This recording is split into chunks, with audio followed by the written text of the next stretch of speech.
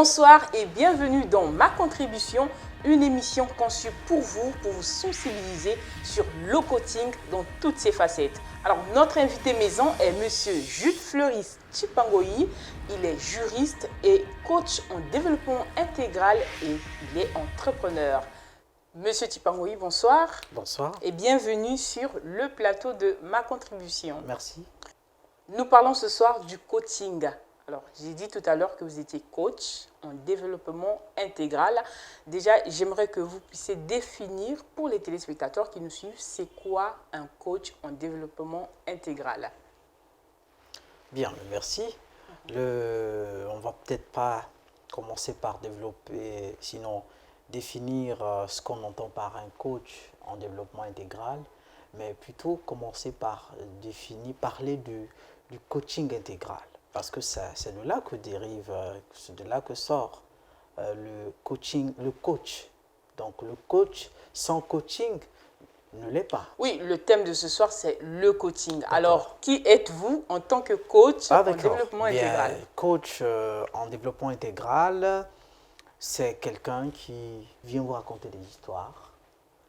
Oui, raconter des histoires. Il vient vous rappeler ce que vous êtes, ce que vous avez comme potentiel, ce que vous avez comme pouvoir, ce que vous avez comme opportunité afin de vous propulser, afin de vous conduire là où vous devriez être.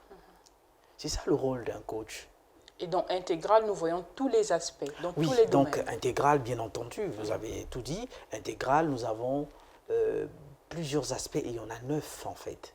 Donc le coaching intégral, différent de ce que nous avons l'habitude d'entendre. Un coach, il y en a qui se disent coach en développement personnel.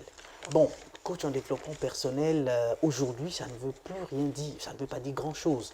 Parce qu'on n'est pas coach qu'en développement personnel, mais on doit être coach en développement intégral parce que le coaching en lui-même a 9 domaines. Dans le développement personnel n'est que le tout premier domaine. Vous voyez, si vous êtes coach qu'en développement personnel, bon, on sous-entend que vous êtes limité. Voilà. Alors, c'est quoi le coaching? Ce soir, comme j'ai dit, nous parlons du coaching. C'est quoi le coaching?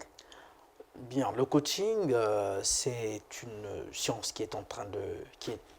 il y en a une aujourd'hui, qui a pour vocation de mettre à la disposition du monde des outils qui permettent à tout un chacun de vivre une vie réussie. Et donc ces outils qui permettent donc de conscientiser ou de prendre conscience, vous prenez d'abord conscience et vous réalisez qu'en prenant conscience, vous devrez quitter là où vous êtes donc de la partie, vous partez de A à B, parce qu'on sous-entend que A, c'est ce que vous avez toujours vécu, ce qui n'est toujours pas une bonne chose. Donc il faut migrer de A à B pour vivre une vie naturelle, ce que vous devez vivre heureux, vivre en bonne santé, vivre ses rêves. Voilà. Donc le coaching vous met à votre disposition des moyens, des outils qui vont vous permettre d'accéder à vos rêves. Et parmi les outils, je viens de le citer, le développement personnel. Alors, ce métier de coach-là, ça devient très en vogue de nos jours. Ouais. Vous entendez ici coach en développement personnel. Tout le monde devient coach. Alors, donnez-nous un tout petit peu l'historique du coaching. Le coaching est né, bon, je ne vais pas parler de né, on l'a connu la première fois autour des années 70 aux États-Unis d'Amérique. Mais logiquement, le coaching est africain. Parce que si l'Afrique est le berceau de l'humanité, ça veut dire que tout a commencé en Afrique. Et cela a migré, les États-Unis en ont fait leur affaire, et ce sont plus les Américains qui nous ont renvoyé ce coaching sous forme scientifique. Sinon, les origines du coaching, on les retrouve en Afrique. C'est parti. Donc, on a découvert scientifiquement le coaching aux États-Unis, je l'ai dit, vers les années 70. Et ça a migré. Ça a commencé d'abord dans le monde du sport. Voilà pourquoi aujourd'hui on parle des coachs. Et quand vous parlez coach, on fait toujours allusion au sport, au foot. Donc ça a commencé dans le monde du sport. Et pour réussir une compétition, pour gagner une compétition, on avait besoin d'un coach. Donc quelqu'un qui venait pour préparer, on les appelait avant les préparateurs mentaux.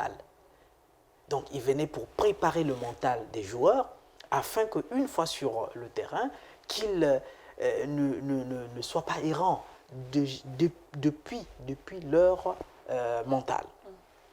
Et ça a très bien marché dans le foot, rugby et autres. Et on a trouvé que la science, qu'on appelait le coaching, avait des résultats probants. Et cela a migré dans d'autres domaines, dans l'entrepreneuriat, dans la vie familiale, dans la vie sociale, dans la vie de couple, ainsi de suite. Et aujourd'hui, c'est arrivé, pas aujourd'hui, mais après c'est arrivé en Europe, et les Européens en ont fait aussi leur part. Ils ont assaisonné, et le modèle du coaching européen, c'est Socrate. Vous voyez, Socrate qui nous a dit « connais-toi toi-même ». C'est la fameuse question du développement personnel. Donc, connais-toi toi-même. Vous devez vous connaître. Vous connaissez quelle capacité avez-vous, quelle potentialité avez-vous. Quand vous connaissez, vous savez que vous avez telle capacité, telle potentialité, vous n'allez pas hésiter. Vous allez affranchir toutes sortes d'obstacles. Et donc, Socrate a développé beaucoup de théories qui ont eu beaucoup de succès. Bon, lui, quoique illettré, vous savez, Socrate était illettré, et c'est plutôt son disciple Platon qui a écrit, et puis ça s'est développé, beaucoup de gens sont venus améliorer, et aujourd'hui, l'Afrique ne peut plus faire, parce que l'Afrique, c'est le continent, désormais, de tout le monde compte sur l'Afrique. Personne ne peut plus faire sans l'Afrique. Ça fait que l'Afrique, c'est le continent du 21e siècle, on fera désormais avec l'Afrique. Donc, on ne peut pas faire avec l'Afrique sans le coaching. D'où le coaching est en train à le vent en poupe. Alors, qui peut exercer ce métier de coaching? Je veux dire, quels sont les critères de base que doivent avoir les coachs? Bien, les critères, ils ne sont pas nombreux. Si vous avez la capacité de vous mettre en question, de vous remettre en question, vous pouvez être coach. Et puisque vous avez ces capacités, et vous pouvez aller vers d'autres pour leur faire connaître comment est-ce qu'eux aussi peuvent se mettre en question. Donc, qui êtes-vous? Et quand vous découvrez qui vous êtes, à ce moment-là, vous ne paniquez pas. Devant quoi que ce soit, vous ne paniquez pas. Voyez, je vais vous donner un exemple. C'est une histoire que vous allez retrouver dans certains documents. Un couple nouvellement marié est allé comment on appelle ça, en lune de miel. Mais ils avaient emprunté un bateau à cette époque-là. Arrivé à un certain moment, à un certain niveau, les vagues ont commencé à faire tanguer le bateau, et tout d'un coup, la femme, donc l'épouse, commençait à paniquer. Elle dit, mais qu'est-ce qui se passe? On vient de se marier, mais quelle est cette tempête qui vient nous perturber? Est-ce qu'on va même arriver là où nous allons? Alors, l'époux, donc le mari, était serein. Il ne disait absolument rien. Alors, son épouse a commencé à se plaindre. Elle dit, mais toi, on vient de se marier, la tempête est là, et puis tu ne dis rien, tu calmes. Le mari s'est levé, il a pris un couteau, et il est venu le mettre. Il est allé le mettre à la gorge de son épouse, nouvellement mariée. Et il va poser donc, demander à son épouse, comme tu as maintenant peur, de plus en plus peur, n'est-ce pas? Puisque tu as le couteau, la peur s'est accentuée, n'est-ce pas? Son épouse va dire, non. Il dit, pourquoi tu n'as pas peur? Elle dit, mais parce que je sais que le couteau est dans la main de celui qui m'aime. Donc, je n'ai pas peur. Il dit, alors, pourquoi veux-tu que je panique quand je sais que la tempête est sous le contrôle du Tout-Puissant? Vous voyez, il a réalisé, et c'est ça le développement personnel. Quand vous réalisez ce que vous avez comme potentiel, quand vous réalisez ce que vous avez comme capacité, lui, il venait de réaliser que le Tout-Puissant a le contrôle de toutes choses. Donc, la tempête ne pourra rien pour eux. Et à chaque fois que quelqu'un réalise qu'il a tel talent, ben, il ne peut que se déployer. Et le coaching, au moyen du développement personnel, vous connecte, sinon vous reconnecte à vous-même. Parce que beaucoup ne se connaissent pas. Quand Socrate dit « connais-toi toi-même et tu connaîtras Dieu ». Mais est-ce que beaucoup de gens ne se connaissent pas? Il suffit de poser la question à quiconque, est-ce que, quel talent avez-vous? Il dit non, non, mais je n'ai rien. Alors que chacun de nous est une mine d'or. Tout homme est une mine d'or. Alors, parmi les critères, vous avez dit, il y a se remettre en question, savoir se remettre en question, et aussi se connaître soi-même. Mais je veux revenir sur le premier critère. D'accord. Quelqu'un qui se remet tout le temps en question, chaque fois, même quand vous voyez un professeur aujourd'hui, il dispense un cours, demain il revient, il corrige, après demain il va encore corriger, bah après quand même, hein, ce cours-là ne sera plus suivi. Parce qu'après on ne sait pas trop, je ne sais pas, après les gens ils se rendent plus trop sûrs de ce que vous dispensez, de ce que vous partagez, de ce que vous donnez. Vous savez, on nous dit que la science évolue par erreur corrigée. Donc, à chaque fois que la science se remet en cause, elle avance. C'est la fameuse question de connais-toi toi-même. Donc, aujourd'hui, on ne peut pas se dire qu'on est déjà arrivé au top. Non, le coach n'est pas quelqu'un qui propose des solutions finies. Non, mais c'est au fur et à mesure, chemin faisant, que le coach propose des astuces à qui veut bien ou qui veut bien l'entendre. Donc, pour revenir au développement personnel, par exemple, qui est le premier domaine du coaching intégral, vous avez des gens, vous rencontrez quelqu'un qui vous dit que sa vie ne marche pas. Donc, lui, il est sûr que sa vie ne marche pas. Est-ce qu'il a des raisons? Je ne sais pas. Mais le coaching, au moyen du développement personnel, vous reconnecte à vous. Et vous allez vous rendre compte que lorsque vous dites que la vie ne marche pas, c'est un blasphème. Parce que pour les autres, ça marche. Vous avez deux oreilles comme eux. Vous avez deux yeux comme eux. Pour eux, ça marche. Mais chez vous, vous dites que ça ne marche pas. C'est un blasphème. Vous insultez celui qui vous a en fait crié. Non, mais M. Tiparoui, soyons réalistes. Oui. La personne qui vous dit que sa vie ne marche pas a forcément des preuves, hein, si je peux le dire, si je peux parler en ces termes. Oui. Je n'ai plus de travail, le logeur m'a mis dehors, voilà, je ne peux même plus subvenir aux besoins de ma famille. Oui. Ben, ça ne marche pas. Après non, mais la personne vous dit que ça ne marche pas. C'est fatal? C'est peut-être pas fatal, mais on vous dit que ça ne marche pas. Oui, mais ça ne marche pas. Le reconnaître, c'est un fait. Vouloir y rester, c'est un autre fait. Mais c'est parce que vous dites que ça ne marche pas, que ça ne va pas marcher, bien entendu. Mais les faits sont bien là. Mais en tout cas, je me mets à la place des téléspectateurs. Non, écoutez, quand vous dites que ça ne marche pas, vous faites allusion à une condition, à ce que vous vivez certainement. Mais si vous faites le contraire, c'est-à-dire que au lieu de dire que ça ne marche pas, vous dites ça marche. Ça donnera quoi? Quoi que ça ne marche pas, quoi qu'on voit là sur le tas que ça ne marche pas. Mais si, je prends l'exemple que vous venez de citer, quelqu'un qui a perdu l'emploi.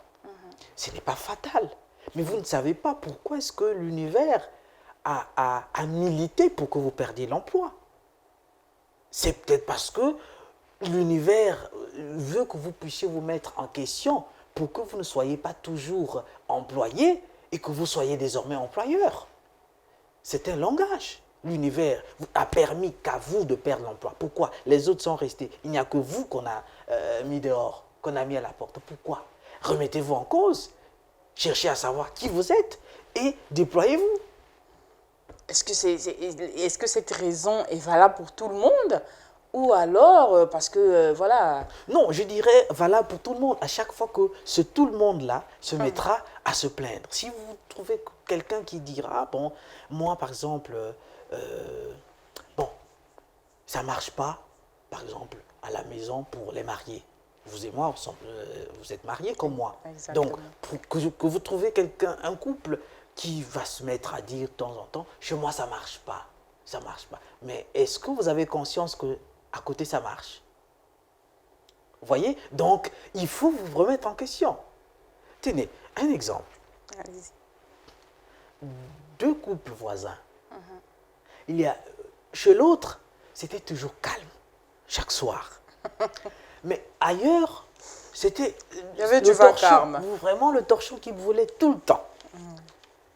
Et un jour, le couple au sein duquel le torchon brûlait tout le temps s'est remis en question. Je dis, mais attends, mais pourquoi à côté là, il n'y a jamais de bruit?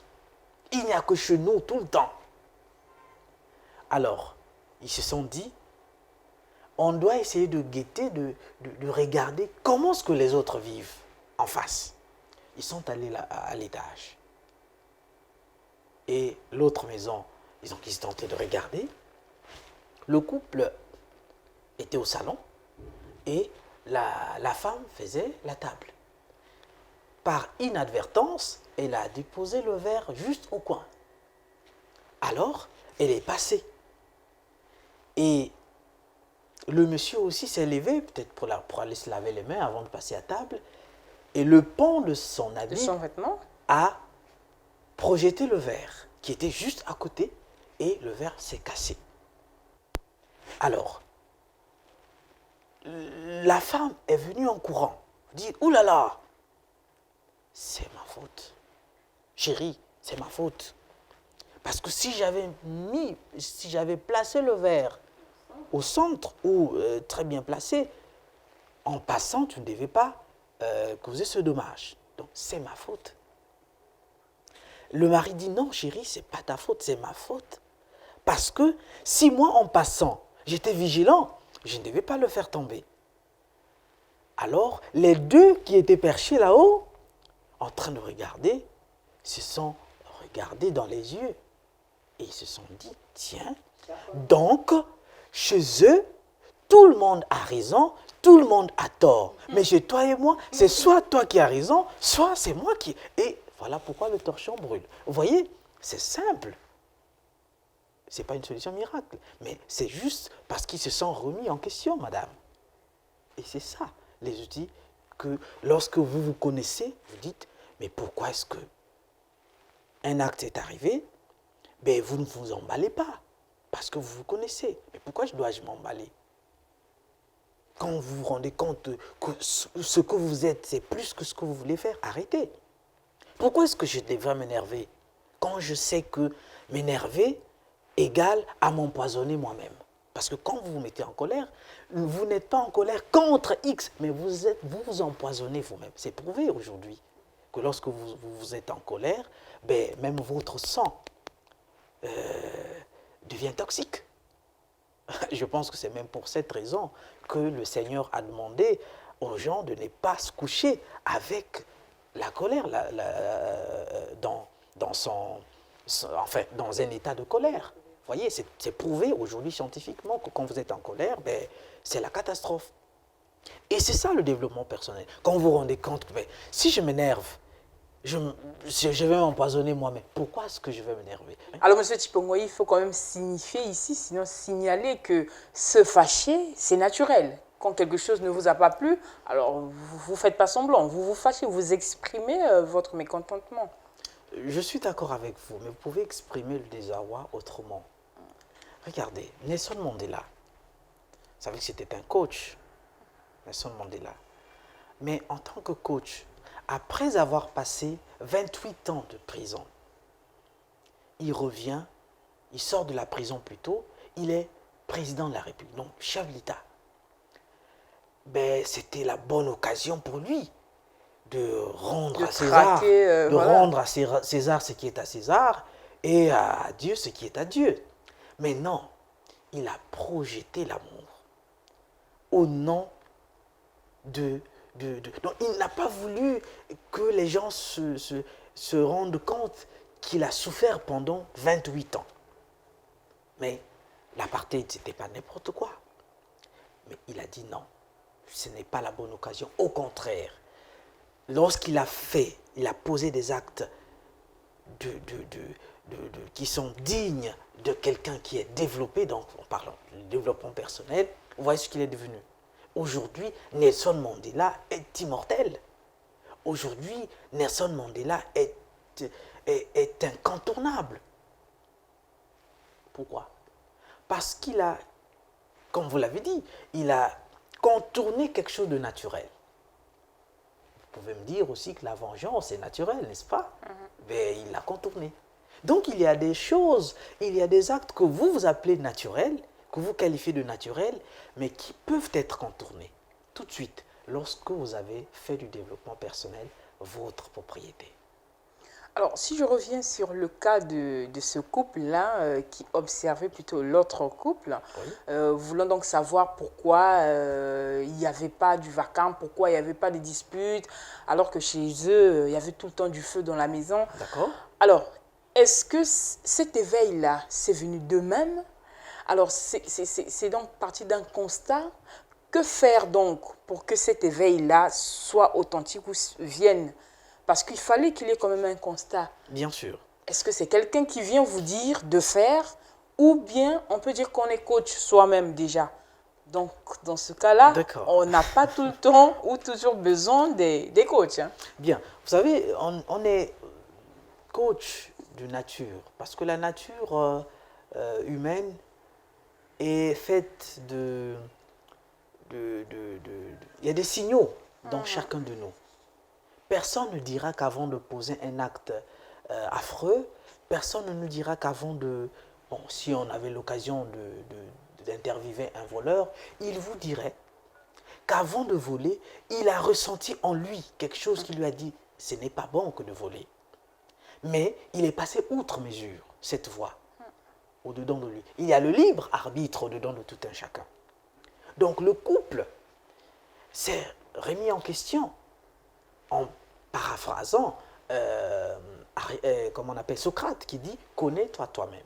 Donc ils se sont dit « trop c'est trop, mais pourquoi il n'y a que nous qui faisons honte à notre secteur, notre voisinage? Pourquoi il n'y a que nous ?» Alors, il y avait lieu de trouver une solution. Et ils en ont trouvé. C'est parce qu'ils se sont remis en cause.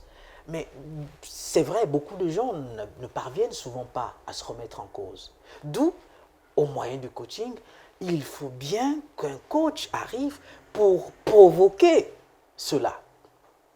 Pour provoquer cela. Pas plus tard qu'hier, j'ai rencontré une charmante dame qui connaît bien que je suis coach. Après, elle me dit, mais coach, faites quelque chose pour moi. J'ai un problème. J'ai dit, ah bon, vous avez un problème, lequel? Non, j'ai un... Comment on dit ça? Elle n'est pas libre. Elle ne se sent pas libre. Elle est comme étouffée. Je dis, ah bon, vous êtes étouffée et vous voulez que je fasse quelque chose? Non, je ne suis pas un prophète. Il faut bien que vous avez vous-même la solution. Parce que vous savez pourquoi vous vous sentez étouffé. Pourquoi vous vous sentez étouffé, vous le savez. Non, mais je ne sais pas. D'accord. Alors, c'est en conversant qu'elle va découvrir. C'est ça la méthodologie, c'est ça le coaching. Donc, le coach, il arrive pas pour vous donner une solution miracle, pas pour vous tendre une clé. Non. Il vient simplement vous dire, mais pourquoi vous êtes dans l'obscurité alors que vous pouvez appuyer sur l'interrupteur et vous avez l'électricité? Parce que les électriciens ont encastré tout ce que vous voyez. Vous ne voyez pas les câbles, c'est vrai, mais c'est dans les murs. Et naturellement, chacun de nous a de l'électricité. Donc le coach vient pour provoquer l'envie d'appuyer sur l'interrupteur et vous avez de l'électricité dans la salle, dans la pièce. Alors, en tant que coach, vous avez dit tout à l'heure, oui. Vous avez cette possibilité-là d'entrer dans la vie privée des gens, de connaître... Si on nous le permet. Voilà, mais bien sûr. Bien sûr. Si surtout, je prends le cas de cette dame qui vous dit qu'elle se sent étouffée. Alors, en conversant, vous découvrez certaines choses ou certains éléments de sa vie privée. Alors, sur le plan professionnel, est-ce D'accord. qu'il y a des lois, sinon des articles qui vous interdisent, vous, coach, de divulguer ces informations personnelles à d'autres personnes? Ah, bien entendu, bon, vous avez dit que moi je suis d'abord juriste. Vous êtes juriste, Oui. mais Donc, j'ai la chance voilà, il y a des d'être coachs juriste qui et ne sont coach. pas juristes Oui. aussi. Voilà. Donc, eux, ils doivent faire gaffe, ils doivent faire attention, parce que le droit à la vie privée est sacré. Donc, ce n'est pas parce que vous êtes coach que vous n'avez pas votre langue dans la poche. Non. Quand vous rencontrez une dame, un monsieur qui s'est confié à vous, ben, ça s'arrête comme ça s'arrête chez le pasteur ou chez le prêtre. Ça reste dans la pièce. Et c'est professionnel, ça s'arrête là. Maintenant, si par mégarde, vous allez divulguer, ben, vous allez avoir en face de vous la loi et la rigueur de la loi, ça c'est clair. Oui, je plaindrais des coachs qui feraient ce genre de choses. De toute façon, un coach ne peut pas le faire, parce qu'un coach, par le fait qu'il soit coach, avec l'outil tellement efficace que nous appelons le développement personnel, bon, dans le développement personnel, encore que c'est morcelé, hein. Le développement personnel, vous allez trouver beaucoup de domaines, il y en a 10. Et dans les 10, si vous égrenez, vous allez vous retrouver avec comment on appelle, la confidentialité. Il faut être confidentiel, il faut être professionnel. On vous apprend du professionnalisme, on vous apprend tout ce qu'il faut pour que vous soyez plutôt bénéfique que maléfique. Donc un coach doit toujours voir les choses dans le bon sens. Alors, une dernière question. D'où il sort le coach? Est-ce que c'est d'une école? Est-ce qu'il y a une formation? D'accord. Voilà. Alors, les coachs, il y en a qui sont coachs autoproclamés. Ah, ok. Oui, il y en a qui sont coachs autoproclamés. Vous voyez, aujourd'hui, avec la toile, avec l'Internet, Internet, il suffit d'aller sur Internet. faites l'autodidacte. Voilà. Et vous allez vous imprégner d'un certain nombre d'informations et vous dites, OK, je peux le faire. Coach. Je peux le faire. Je suis coach. On peut vous concéder cela. Mais il y a des écoles aujourd'hui qui forment des coachs. Moi, par exemple, j'ai une licence en coaching. Mais c'est lui qui m'a formé à un professorat en coaching, à un professeur en coaching. Vous voyez? Donc, ce ne sont pas des gens qui sortent du néant. Oui, ce sont des gens qui sont formés et c'est un job, c'est un travail. Beaucoup de gens vivent de ça. Il y a des coachs dans le monde qui ne font que ça, mais qui vivent alors une vie d'aisance, qui vivent correctement parce qu'ils sont coachs et parce qu'ils ont appris. Bon, la difficulté au niveau de ceux qui s'autoproclament coach, c'est que après ils se confrontent souvent à certaines difficultés, comme quoi ils n'ont plus de repères, parfois ils perdent des repères, hein, parce que quand vous n'êtes pas formé, bon, vous serez limité.